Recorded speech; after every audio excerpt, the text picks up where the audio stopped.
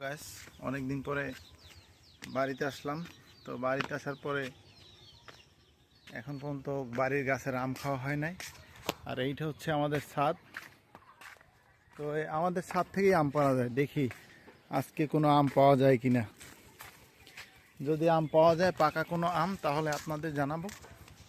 এই দেখেন, এখানে এই গাছ থেকে পাকা আম পেড়ে দেখাবো। এই যে কত সুন্দর পাকা আম দেখছেন, কত সুন্দর পাকা আম। এই যে আমাদের এই ছাদ থেকে, এখান থেকে পাকা আম সংগ্রহ করতেছি।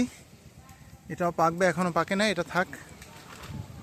আরও ওদিকে কিছু আছে, সামনে আম্মু দুইটা আছে সামনে।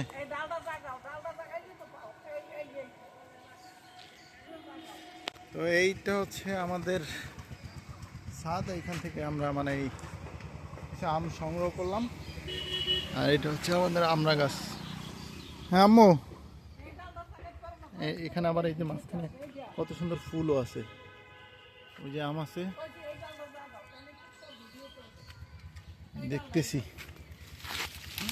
দেখি এই ডালের নিচে আম আছে কিনা।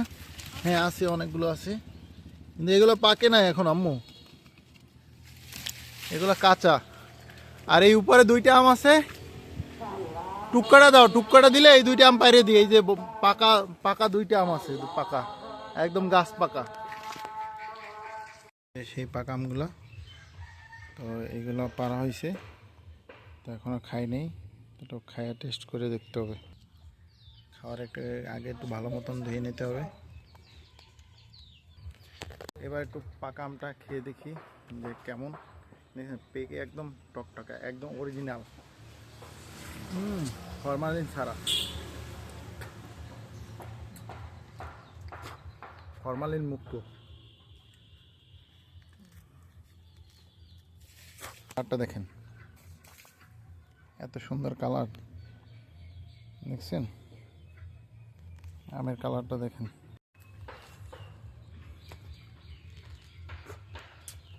এক কথায় যদি বলি, এর স্বাদ অসাধারণ, অসাধারণ, অসাধারণ এর স্বাদ। পিওর পিওর, একদম পিওর আম। সামান্য একটু পোকা হয়েছে, এই সাইড থেকে খাই।